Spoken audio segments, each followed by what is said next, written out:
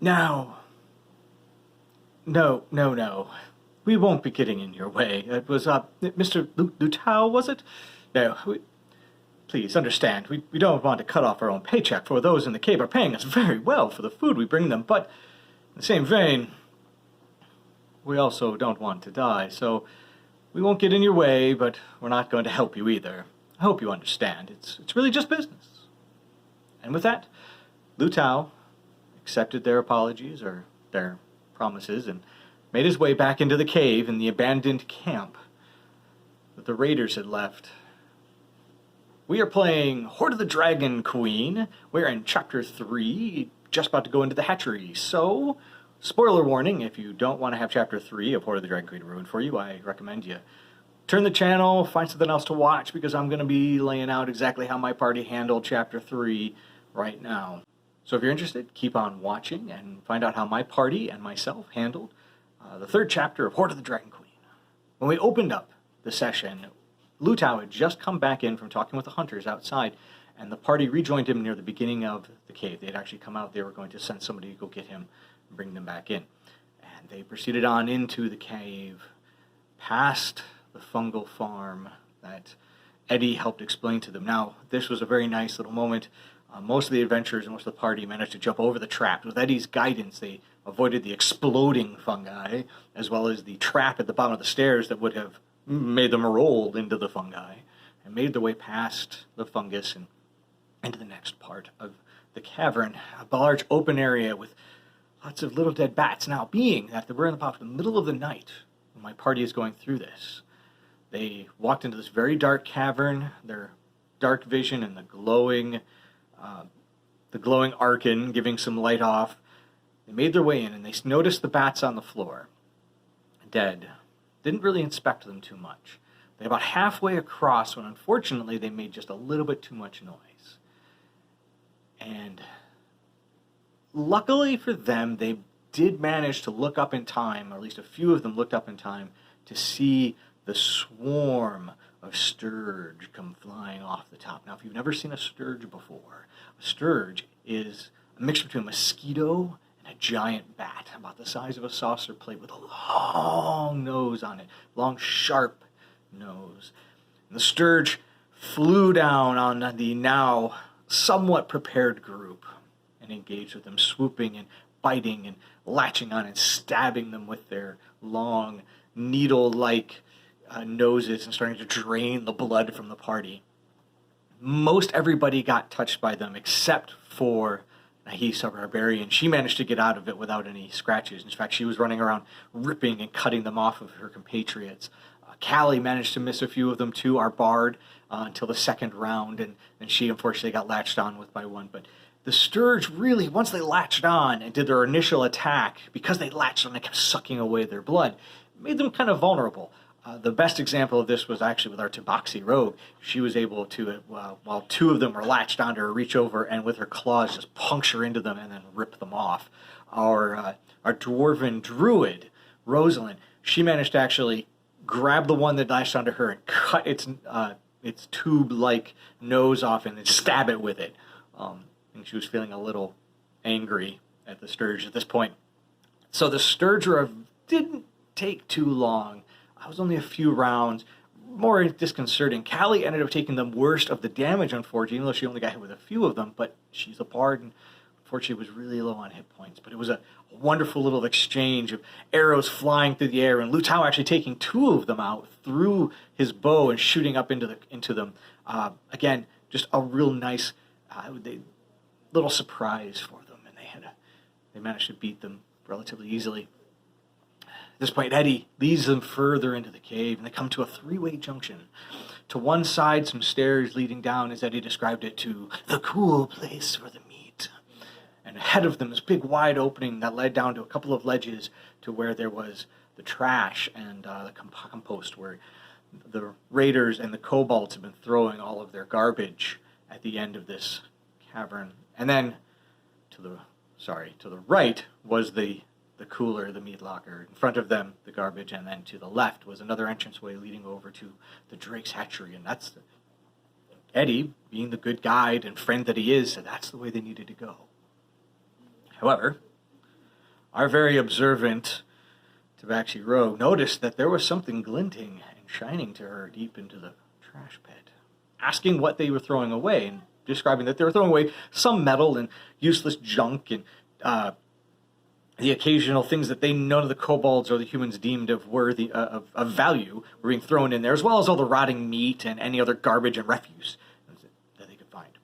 Seeing the glint show up in the Tabaxi's eye, Callie, our gnome bard, grabbed onto the Tabaxi and held her in place with an amazing feat of strength and stopped her from running off into the trash. Unfortunately, while all the attention was on the Tabaxi and stopping her from running in, curiosity got the better of our dwarf, and Rosalind proceeded to hop down the few ledges and off into the trash she went. And as she was getting close to the shining bits that she saw amongst all the other refuse, trash started to move and shift underneath her.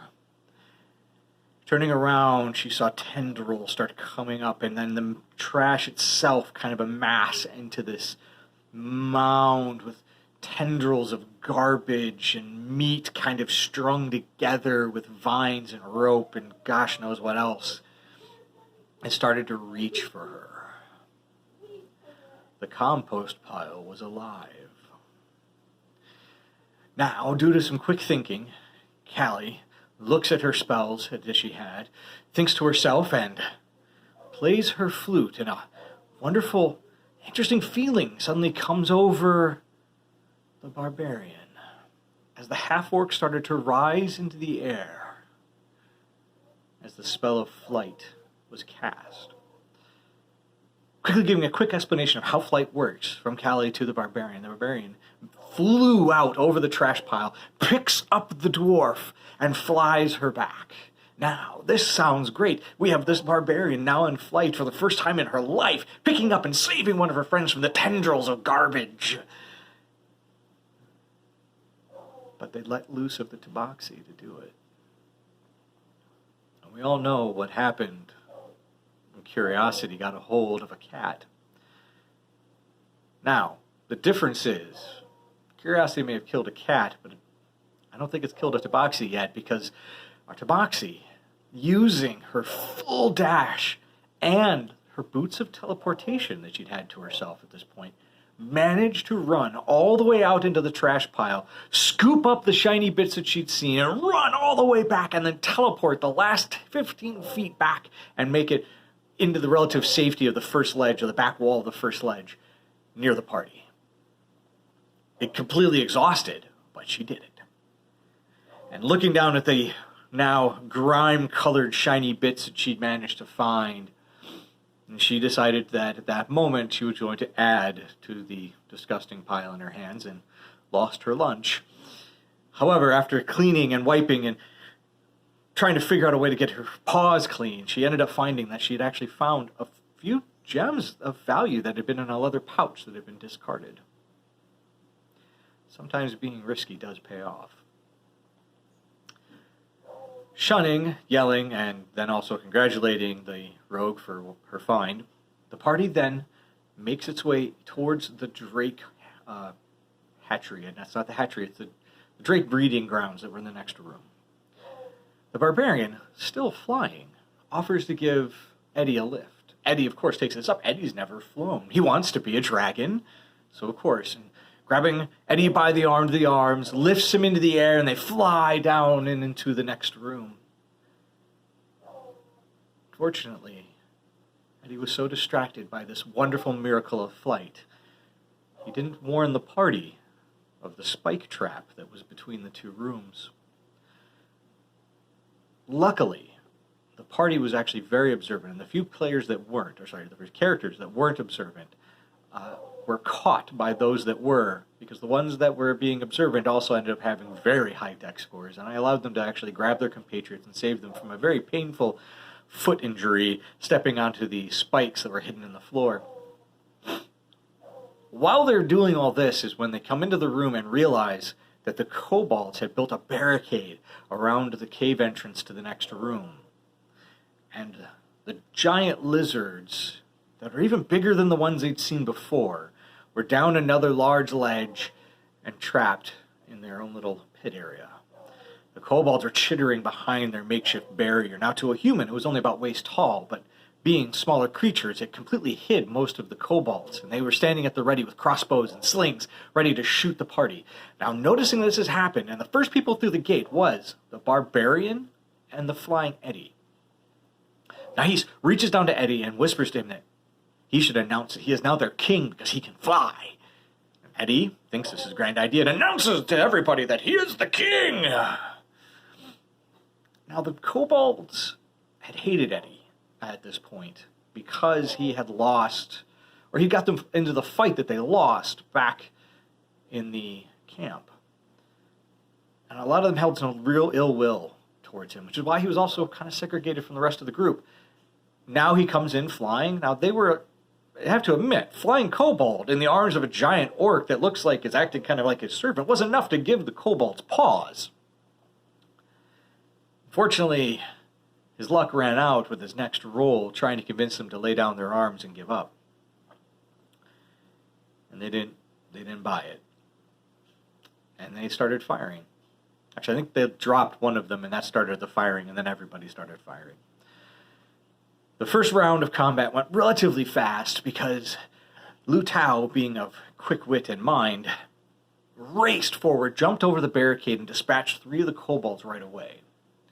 Followed shortly by the Tabaxi rogue running in and killing 1. The rest of the party kind of spread out and started using their spells and magic, and the barbarian flew over and flew down into the cave while dropping the cat. Let's back that up. We're missing a really grand point here.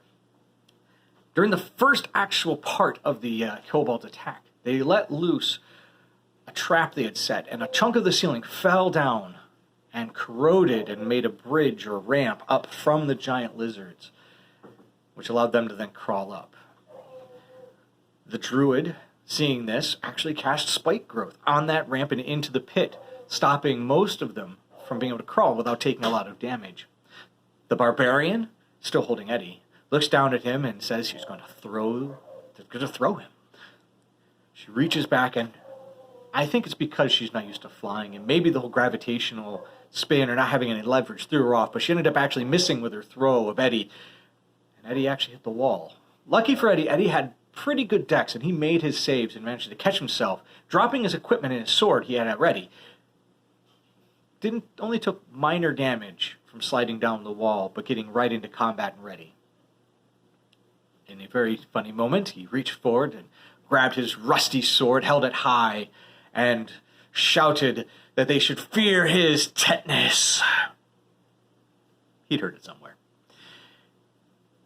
The giant lizards start trying to crawl up through the spike growth. One of them takes a lot of damage while crawling up this, to the point where it actually dies on its way up, just as it gets one attack off at Callie, who has cast sleep on a few of the kobolds. The other ones is trying to break the barrier to the stairs so it can crawl up as well. Remy is desperately throwing daggers at that one, trying to stop it from getting out. The third one makes its way over and starts to try and make the crawl up.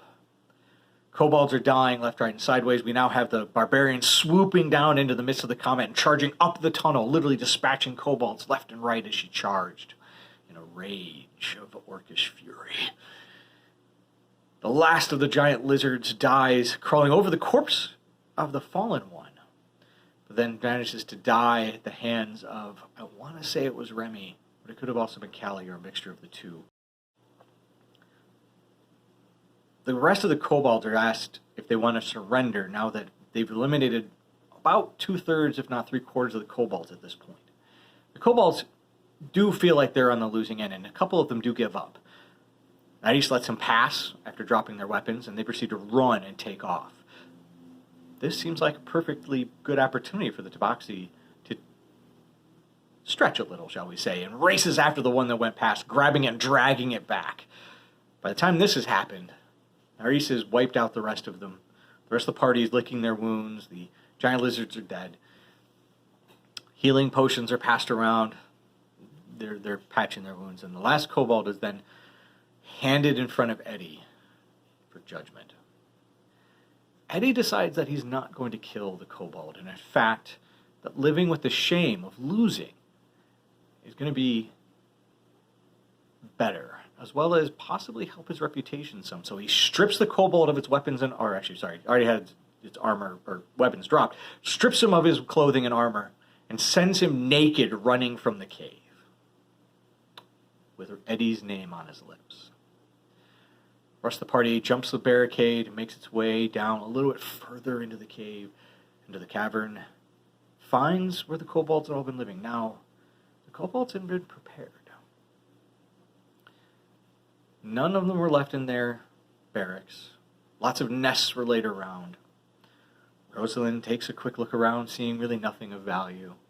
The rest of the party starts to turn, and then Tabaxi takes another look around, and she ends up finding a fair amount of gold tucked into all the little crooks and crannies of the nest. She has a pretty good ear for this. And she thinks about giving all of the gold and the trinkets she found up, but she looks at the party, having given all the gold she'd found up to this point, realizes she might need this a little bit because she does know humanoids like their trading. She decides to keep some of the gold, or most of the gold, for herself. And the party lets her because she had given up almost everything up to this point. After searching around the barracks and finding what they could, the party now makes its way down the tunnel leading out of the barracks a little bit further and deeper into the cavern. They see light at the end of the tunnel, and it opens up into a much larger room again. Eddie makes his way in, admitting he'd not made it this far. He'd gone as far as the barracks, and that was it. This room looks polished and shiny. There's lots of light in this room, which is a stark contrast to the rest of the cavern that they'd been in, and the dim lights of candles and torches from the kobolds, and the relatively quiet nature, the relatively dark nature of the rest of the cavern they'd been in. Eddie makes the first few steps into the new room when another voice catches the entire party off guard. Welcome! We have been waiting for you! The party realizes and recognizes the voice of Sinrath. Eddie the kobold decides to take a double step backwards and tries to back up into the rest of the party and disappear. Not so successful, since right behind him was, I want to say, Arkin and the Barbarian, so the party jams up right at that entrance, not quite knowing what to do. And I hear it again. There's no point in hiding. We know you're there. Come and face us. The party debates again for a little while and proceeds to make their way just into the cavern. Turn and look down the long end of the cavern, and tapestries dragon battles with giants adorn the walls. There's a huge statue of a 5-headed dragon at the far end. And in front of that statue is a plate mail wearing blue half dragon with 2 battle axes. A smaller, very nimble humanoid in very ornate purple regalia with dragon faces adorning it, and 4 very large gnolls. They're at the ready. Weapons are drawn. They knew the party was coming. And that's where I ended the session. I love leaving them on a nice cliffhanger. So the party now has to worry about what they're going to do about this large group, almost the same size as theirs, that they're going to have to deal with next session. It was a lot of fun tonight. We had some Theater of the Mind combat with the Sturges. We had an almost combat with the compost monster, and then the really large combat that happened with all of the kobolds and the large lizards in the breeding area. It was a lot of fun. The players had a lot of fun. We're looking forward to seeing exactly how they're going to tackle the final little battle at the end of this. It's good times. Thank you guys so much for watching. Again, I'm Haven the Hare, and if you've enjoyed this and you want to help support me, I really don't want to have to monetize this channel. I hate commercials. I really do. So if you want to help me out, I have a card game that I made called 5-Minute Sword Fight down below in the doobly-doo, as well as I sell chainmail dice pouches that I make in my Etsy store. Or if you want something custom, shoot me an email. I'll see if I can make it for you and give you a quote. And as of the filming of this, it's November 22nd, 2019, and I would love to get to 100 subscribers, so I'll do a giveaway. If I get to 100 subscribers, I will throw all the 100 subscribers into a randomizer, choose one name, and I will make a medium anodized dice pouch for that person, or a large plain silver dice pouch for free and ship it to you. So, hey, find the subscribe button if you want, even if you just want to do it for the giveaway and then unsubscribe. I don't care. I just would love to see this actually happen and make my channel work. So, with that, if you're interested in knowing what happens when they face off against Sinrath and the rest of his crew in the end of the hatchery, if you want to find out more about what maybe Lu Tao learned from the hunters, although we kind of discussed that a little bit, and what's next for my brave adventurers when they finish off the hatchery and then meet up with the ocean later on, catch the next video. Until then, I'm Haven the Hare, and may you make all of life's saving throws.